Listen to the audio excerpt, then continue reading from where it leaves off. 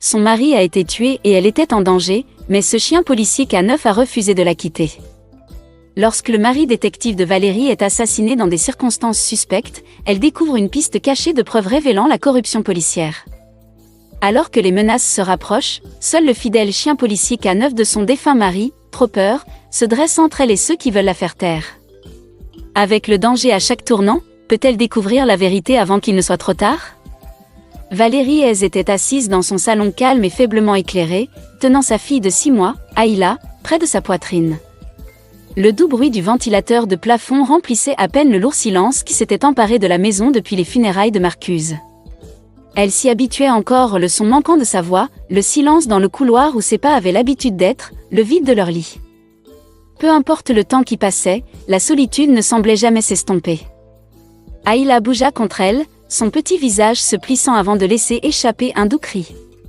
Valérie embrassa son front et la berça doucement, prononçant de douces paroles de réconfort auxquelles elle-même ne croyait pas. Elle souhaitait que Marcuse soit là. Il avait toujours été le stable, la présence calme dans leur vie. Maintenant, il n'y avait qu'elle, et chaque jour était plus difficile que le précédent. Un coup à la porte fit se raidir Valérie. Elle fit une pause avant de se lever, déplaçant Ayla dans ses bras alors qu'elle se dirigeait vers la porte et l'ouvrait. Dehors se tenaient 2 visages familiers, le sergent Paul Grant et l'officière Jenna Morales de son département. Ils lui adressèrent de petits sourires gentils. « Et, Val, dit Paul, sa voix plus douce que d'habitude. Je voulais juste prendre de tes nouvelles. » Valérie força un petit sourire. « Vous n'étiez pas obligé de faire ça. » « Nous savons, dit Jenna, regardant Ayla chaleureusement. « Mais nous le voulions. Et, nous avons apporté quelque chose pour toi. » Paul s'écarta, révélant un grand berger allemand assis calmement à ses côtés. Le souffle de Valérie se coupa dans sa gorge. Trop peur. Les oreilles du chien se levèrent, et ses yeux marron foncé rencontrèrent les siens avec un regard connaisseur. Sa queue remua légèrement, mais il ne bougea pas, se contentant de la regarder. Valérie déglutit, sa gorge se resserrant. « Nous avons pensé qu'il devrait être avec toi, dit Jenna doucement. Marcuse aurait voulu ça. » Valérie prit une respiration instable. Tropper avait été le partenaire de Marcuse pendant des années, un K9 loyal et hautement entraîné qui lui avait sauvé la vie plus d'une fois. L'idée de l'avoir ici, le chien de Marcuse, un rappel vivant de ce qu'elle avait perdu, lui semblait trop difficile à gérer. Je ne sais pas si je peux faire ça, admit-elle, sa voix à peine plus qu'un murmure. Je ne peux même pas prendre soin de moi, encore moins d'un chien policier à la retraite. Paul et Jenna échangèrent un regard avant que Paul ne parle. Val, nous ne te demandons pas de l'entraîner ou de le faire travailler. Il est de la famille. Et il a besoin de toi autant que tu as besoin de lui. Valérie regarda Tropper à nouveau. Il ne bougea pas, se contentant de s'asseoir calmement, attendant sa décision. Elle laissa échapper une lente respiration et s'écarta. « Entrez !»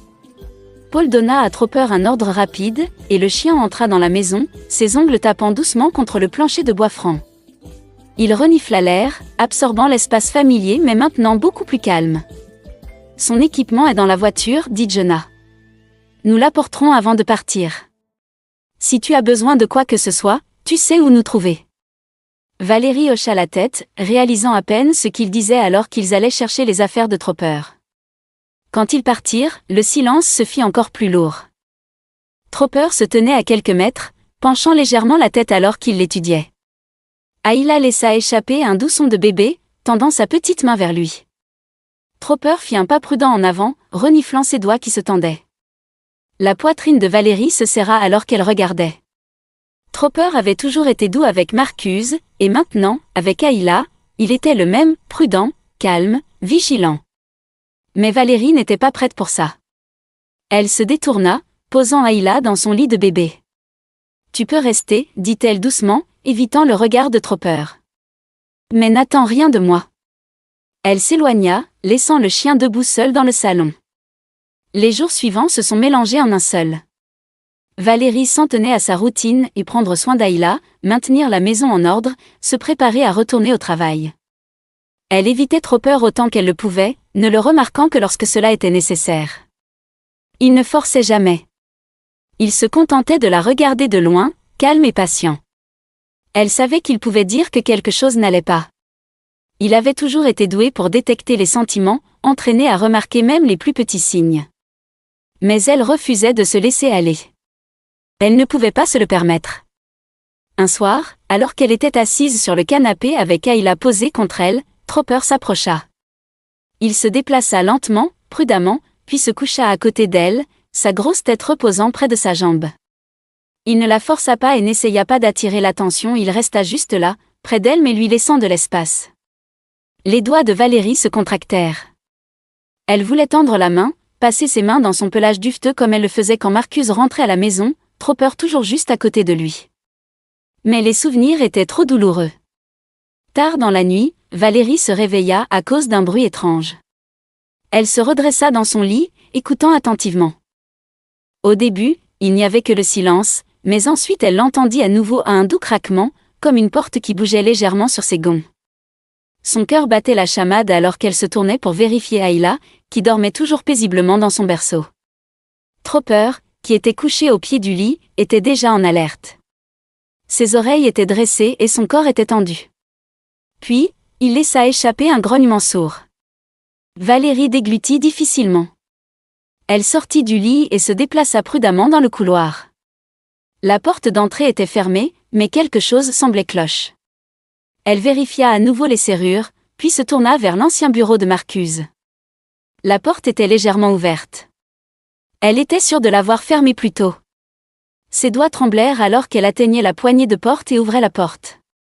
La pièce était sombre, mais le clair de lune traversait la fenêtre, projetant de faibles ombres sur le bureau de Marcus.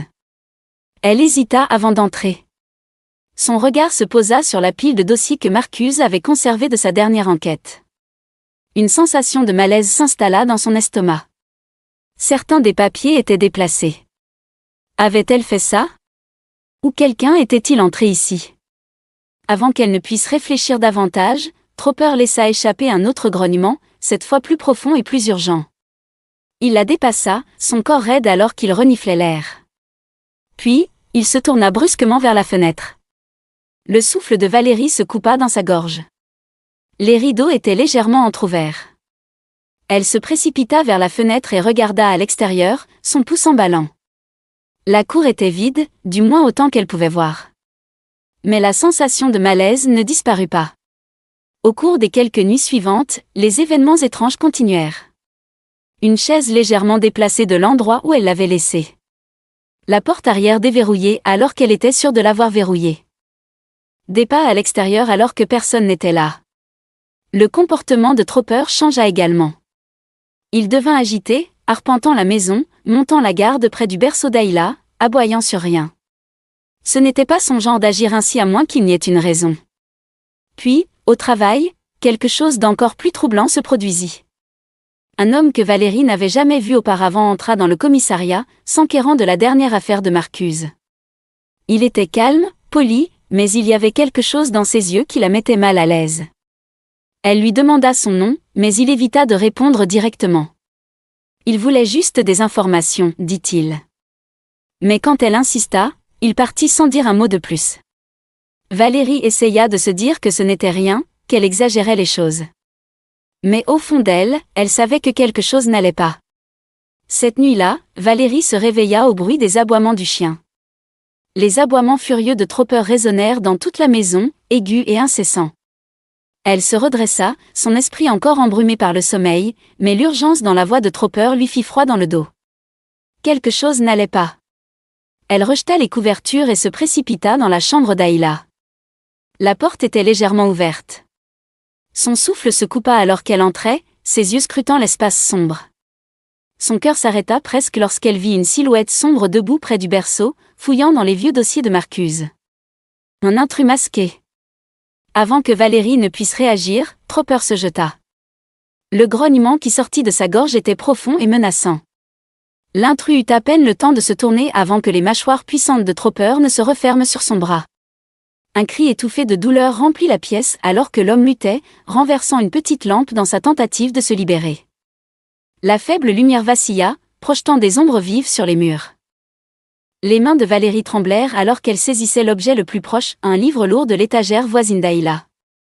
Elle ne réfléchit pas, elle agit simplement, le balançant sur l'intrus de toutes ses forces. Il se connecta avec un bruit sourd solide, et l'homme laissa échapper un grognement aigu, titubant en arrière. Tropper ne lâcha pas prise, son corps fort maintenant l'homme en place. L'intrus donna des coups de pied sauvagement, son pied atteignant Tropper sur le côté. L'impact fit lâcher la prise de Tropper pendant une fraction de seconde, juste assez de temps pour que l'homme se libère. Il tourna, son visage obscurci par le masque sombre, et se précipita vers la fenêtre. Sans hésitation, il se jeta à travers l'ouverture, s'écrasant sur la pelouse en contrebas avant de se précipiter dans l'obscurité. Tropper grogna, aboyant sauvagement alors qu'il sautait sur le rebord de la fenêtre, ses muscles tendus, prêts à chasser. Mais l'homme était déjà parti. Le souffle de Valérie se fit en halètements aigus alors qu'elle se précipitait vers le berceau. Ayla était en sécurité, son petit visage paisible malgré le chaos. Les jambes de Valérie faillirent la lâcher de soulagement, mais elle se força à rester debout. Elle attrapa son téléphone, ses doigts tremblants alors qu'elle composait le 911. Sa voix était rauque alors qu'elle donnait les détails à l'opératrice, son pouls battant toujours la chamade. En quelques minutes, le bruit des sirènes remplit l'air nocturne. La police arriva rapidement, leur présence remplissant la maison de mouvements et de voix. Les officiers fouillèrent chaque centimètre de la propriété, mais il n'y avait aucun signe de l'intrus. Pas d'empreinte digitale. Aucune preuve claire au-delà des fichiers en désordre et de la fourrure tachée de sang de Tropper où il avait mordu l'homme. Le sergent Paul Grant se tenait à côté d'elle dans le salon, son expression sérieuse alors qu'il l'écoutait expliquer ce qui s'était passé. « Êtes-vous sûr de n'avoir rien reconnu chez lui ?» Sa voix, sa corpulence. Valérie secoua la tête, la frustration se tordant dans sa poitrine. Non. Il a à peine fait un bruit. Mais il cherchait quelque chose. Il est allé directement au vieux dossier de Marcuse. Paul fronça les sourcils, jetant un coup d'œil vers le désordre de papier encore étalé sur le sol de la chambre d'enfant. Peu importe ce qu'il cherchait, il ne l'a pas trouvé. Et il ne va pas cesser de chercher. Un lourd silence s'installa entre eux. Le poids des paroles de Paul pesait contre sa poitrine. À proximité, Tropper se tenait en alerte, ses yeux fixés sur la porte comme s'il s'attendait à ce que l'intrus revienne. Sa posture protectrice, la façon dont il avait réagi, tout devint soudainement clair pour Valérie. Elle avait considéré Tropper comme un fardeau. Un rappel constant de ce qu'elle avait perdu. Mais il ne l'était pas. Il était son protecteur. Il avait essayé de l'avertir depuis le début. Valérie tendit la main, ses doigts effleurant la fourrure épaisse de Tropper. Il tourna légèrement la tête, ses yeux marron chaud rencontrant les siens. Pour la première fois depuis des semaines, elle se laissa ressentir la connexion, la confiance silencieuse entre eux. Elle n'était pas seule dans cette affaire. Prenant une profonde inspiration, elle regarda à nouveau Paul. « Je veux savoir sur quoi Marcuse travaillait avant de mourir.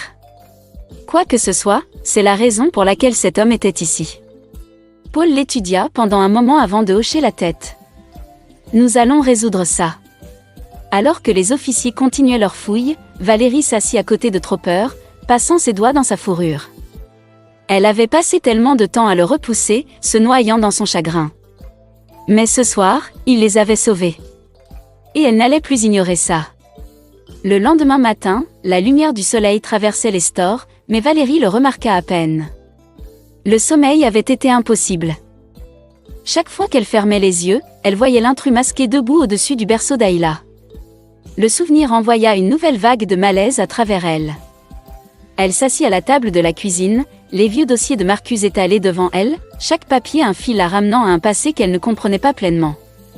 Tropper était assis à ses pieds, ses oreilles tressaillant à chaque petit bruit. Il l'avait à peine quitté depuis l'attaque, ses yeux vigilants scrutant la pièce comme s'il s'attendait à ce qu'un autre intrus apparaisse. Valérie tendit la main, passant une main dans sa fourrure, puisant sa force dans sa présence stable.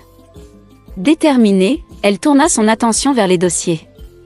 Marcuse avait été méticuleux, gardant des notes sur chaque affaire sur laquelle il travaillait. Mais une affaire, en particulier, avait été mise à part des pages manquantes, des notes griffonnées presque illisibles. Alors qu'elle passait en revue les papiers, Tropper se leva soudainement, sa queue raide, son nez tressaillant. Il se dirigea vers une pile des vieilles affaires de Marcuse dans le coin, reniflant un coffre en bois auquel elle n'avait pas prêté beaucoup d'attention auparavant. Curieuse, Valérie s'approcha et s'agenouilla à côté du coffre. Il était verrouillé. Tropper laissa échapper un son grave, pressant son nez contre le couvercle, insistant. Le cœur de Valérie s'accéléra. Si Marcuse avait caché quelque chose ici, ça devait être important. Elle fouilla dans les tiroirs jusqu'à ce qu'elle trouve une petite clé rangée à l'intérieur d'une vieille enveloppe. Ses mains étaient instables alors qu'elle glissait la clé dans la serrure. Avec un clic silencieux, le coffre s'ouvrit. À l'intérieur, parmi de vieilles photographies et des souvenirs personnels, se trouvait une clé USB. Valérie déglutit difficilement. C'était ça. Elle se précipita vers l'ordinateur portable, brancha la clé et attendit. Un seul dossier apparut à l'écran.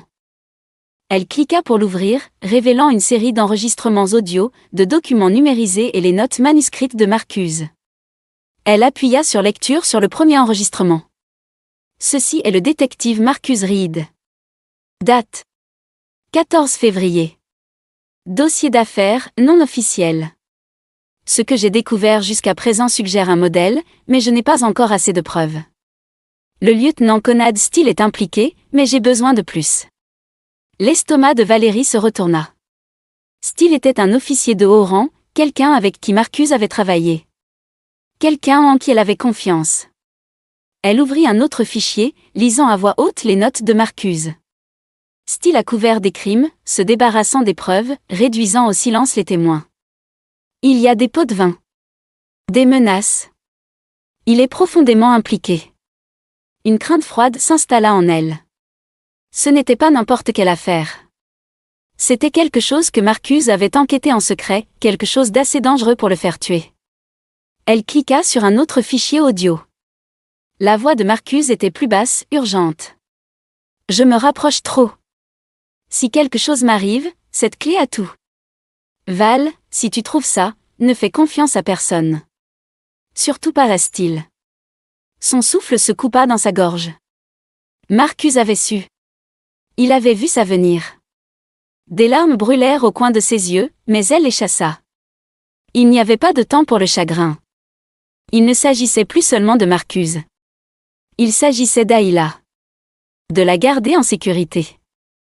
Tropper laissa échapper un son silencieux, attirant son attention. Il était debout près de la porte, en alerte. Le pouls de Valérie s'accéléra. Quelqu'un arrivait. Elle retira la clé USB de l'ordinateur portable et la fourra dans sa poche juste au moment où on frappait à la porte d'entrée. Se forçant à rester calme, elle s'approcha et jeta un coup d'œil à travers le judas. C'était le sergent Paul Grant. Le soulagement et la prudence se disputèrent en elle. Elle ouvrit la porte lentement. Et salua Paul, son expression illisible. Je voulais prendre de tes nouvelles après la nuit dernière. Voir comment tu vas. Valérie hocha la tête, s'écartant pour le laisser entrer. J'ai trouvé quelque chose, dit-elle, gardant sa voix stable. Quelque chose que Marcuse a laissé derrière lui. Le regard de Paul s'aiguisa. Qu'est-ce que c'est? Elle hésita, puis sortit la clé USB de sa poche et la posa sur la table. Une preuve. Que la mort de Marcuse n'était pas un accident. Il a été assassiné. Paul expira fortement, passant une main sur son visage. Val, tu réalises ce que ça signifie? Oui. Le silence s'étira entre eux. Finalement, Paul hocha la tête. Alors nous devons faire attention. Si Steele sait que tu as ça, tu es en danger. Valérie baissa les yeux sur Tropper, qui restait tendu, prêt. Elle tendit la main, caressant sa fourrure, sans cran. Je ne recule pas, dit-elle fermement. Je dois finir ce que Marcuse a commencé. La mâchoire de Paul se crispa, mais ensuite il hocha la tête. Alors nous faisons ça correctement. Ensemble. Valérie prit une profonde inspiration. Pour la première fois depuis longtemps, elle ne faisait pas que survivre. Elle se défendait. Le soleil de l'après-midi projetait de longues ombres à travers la pièce alors que Valérie était assise à son bureau, serrant son téléphone. Le poids de ce qu'elle avait découvert pesait lourdement sur sa poitrine. Elle avait passé la matinée à essayer de signaler les preuves qu'elle avait trouvées sur la clé USB de Marcuse. Mais au lieu d'une action, elle avait rencontré de la résistance. Une voix à l'autre bout du fil, plate et impersonnelle, l'avait averti en termes non équivoques de laisser tomber. Sa prise sur le téléphone se resserra alors qu'elle relisait le message texte qu'elle avait reçu quelques instants plus tard. « Oublie ce que tu as trouvé. Ce n'est pas ton combat. » Sa respiration était lente et régulière, mais à l'intérieur, la rage couvait sous la surface. Il voulait qu'elle recule. Qu'elle s'en aille, comme ça. Mais elle n'était pas sur le point de le faire. Tropper était assis près de la porte, son corps immobile, les oreilles alertes. Il pouvait sentir le changement dans l'air, la tension dans son corps. Valérie s'éloigna du bureau et passa une main sur son dos. Il se pencha sur son toucher, une promesse silencieuse de protection. Elle savait ce qu'elle devait faire. S'il la surveillait, s'ils avaient peur de ce qu'elle avait, cela signifiait que quelqu'un viendrait le chercher. Et quand il le ferait, elle serait prête. Les heures s'éternisèrent. Valérie plaça des caméras de sécurité au point d'entrée clé, s'assurant que chaque coin de la maison était couvert. Elle testa chaque angle sur son ordinateur portable, regardant le flux affiché des images en temps réel des portes avant et arrière, des fenêtres et du couloir menant à la chambre d'Ayla. L'image de l'intrus masqué de la veille était encore gravée dans son esprit, mais cette fois, elle n'allait pas être prise au dépourvu. Elle atteignit son revolver, vérifiant la chambre avant de le placer à portée de main sur la table. Puis elle s'agenouilla à côté de Tropper, pressant son front contre le sien pendant un moment. « Nous sommes prêts » murmura-t-elle. La nuit s'installa, enveloppant la maison de silence. Valérie était assise dans le salon, les lumières éteintes, son pouls régulier. Tropper était couché à ses pieds, sa respiration profonde mais alerte. Chaque son dans la maison devint amplifié, le vent à l'extérieur, le faible craquement des planches du plancher alors qu'elle bougeait dans sa chaise. Puis, juste après minuit, un léger bruissement à l'extérieur de la porte arrière lui fit froid dans le dos. Tropper leva la tête, son corps tendu. Valérie resta immobile, écoutant. Un autre son cette fois, le doux grattement de quelque chose contre la serrure. Elle attrapa son revolver, ses doigts se refermant autour de la poignée. La poignée de la porte tourna lentement. Le rythme cardiaque de Valérie resta régulier alors qu'elle se positionnait, le dos contre le mur, attendant. La porte s'ouvrit brusquement, et la silhouette masquée entra. Il se déplaça avec détermination, se dirigeant droit vers le bureau où était posé son ordinateur portable. Son erreur. Avant qu'il ne puisse l'atteindre, Valérie alluma la lumière au plafond et leva son arme. « Arrêtez-vous là !» L'intrus se figea, les épaules se tendant. Tropper bondit en avant, un grognement profond vibrant dans toute la pièce. L'homme se jeta vers le bureau, et Valérie tira un coup de semonce dans les planches du plancher. « Ne bougez pas » ordonna-t-elle, sa voix aiguë. Mais il l'ignora, se tournant plutôt vers elle. Avant qu'il ne puisse faire un autre pas, Tropper se lança en avant, son corps puissant faisant tomber l'homme au sol. La lutte fut immédiate, coup de pied, ruade, mais Tropper était plus rapide, plus fort. Les dents se refermèrent sur le tissu et la chair, et l'homme cria, ses mouvements devenant frénétiques. Valérie s'approcha prudemment, gardant son arme pointée sur lui. « Laissez-moi voir votre visage » exigea-t-elle. Tropper tint bon, son grognement bas et inflexible alors qu'elle tendait la main et arrachait le masque. La reconnaissance la frappa comme un coup de poing à l'estomac. Elle connaissait cet homme. Ce n'était pas un voyou au hasard. Il travaillait sous Steele. Son estomac se tordit, mais elle le repoussa. Il n'y avait aucun doute maintenant, Marcus avait été assassiné, et Steele était derrière ça. L'homme gémit, essayant de bouger sous le poids de Tropper, mais Valérie s'approcha. « Vous êtes revenu chercher la clé, n'est-ce pas ?» Il refusa de parler, son visage tordu par la douleur. Elle hocha la tête lentement, les lèvres serrées. « Dites à Steele que je ne vais nulle part. » L'homme la regarda avec colère, mais Valérie ne fut pas ébranlée. Elle avait pris sa décision. Ce combat n'était pas terminé. Il ne faisait que commencer. L'intrus était assis dans la salle d'interrogatoire, son visage tendu, ses mains agrippant le bord de la table. Valérie se tenait de l'autre côté de la vitre, son cœur battant la chamade contre ses côtes. C'était ça. Le moment qu'elle attendait. Paul entra, laissant tomber un dossier sur la table. « Vous avez une chance de dire la vérité. »« Qui vous a envoyé ?» demanda-t-il, son ton stable mais ferme. L'homme hésita, les yeux errants dans la pièce, cherchant une échappatoire qu'il ne trouverait pas. Une longue respiration plus tard, ses épaules s'affaissèrent. « Steele, dit-il. » C'était Steele. Il a ordonné le meurtre de Marcuse. Et il n'est pas le seul. Il y en a d'autres, des officiers à l'intérieur, qui nettoient ses gaffes, s'assurant que personne ne parle. Une sensation froide s'installa dans l'estomac de Valérie. Elle savait que Steele était derrière la mort de Marcuse, mais l'entendre dire à voix haute le rendit réel d'une manière à laquelle elle n'était pas prête. « Des noms » exigea Paul. « Qui d'autre » L'intrus déglutit difficilement, évitant son regard. « Ça n'aura pas d'importance. Si vous vous en prenez à lui, vous ne vous en sortirez pas vivant. » Paul se pencha en avant, sa voix calme mais ferme. « Ce n'est pas votre problème. Donnez-moi les noms. » Quelques minutes plus tard, Valérie était debout dans le couloir, serrant son téléphone. Elle avait la confession. Elle avait les dossiers de Marcuse. Elle avait tout ce dont elle avait besoin. « Nous devons agir vite, » dit Paul, se tenant à côté d'elle. « Plus nous attendons, plus Steele a de temps pour enterrer ça. » Valérie hocha légèrement la tête. « Je sais qui appeler. » Quelqu'un hors de portée de Steele. Quelques heures plus tard, le poids de la corruption s'effondra. Des officiers prirent d'assaut le bureau de Steele, l'arrêtant sur le champ.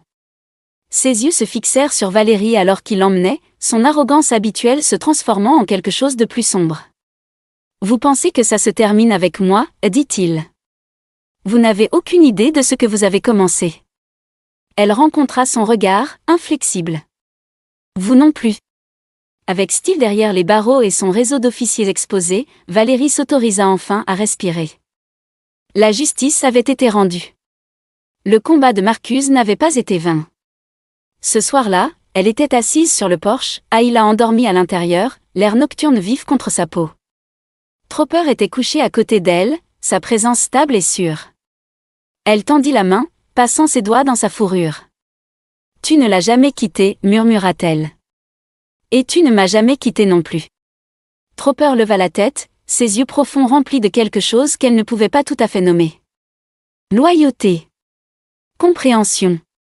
Famille. Elle avait passé tellement de temps à le voir comme un rappel de ce qu'elle avait perdu. Mais maintenant, elle le voyait pour ce qu'il était vraiment, ce qu'il avait toujours été. Pas seulement le partenaire de Marcuse. Pas seulement un protecteur. Mais les leurs. Le sien. Celui d'Ayla. Elle expira, se sentant plus légère qu'elle ne l'avait été depuis des mois. « Viens, Tropper, » dit-elle, se levant. « Rentrons à la maison. » Alors qu'ils entraient, la porte se refermant derrière eux, Valérie savait une chose avec certitude, peu importe ce qui l'attendait, ils y feraient face ensemble. Plus fort. Indestructible. Une famille.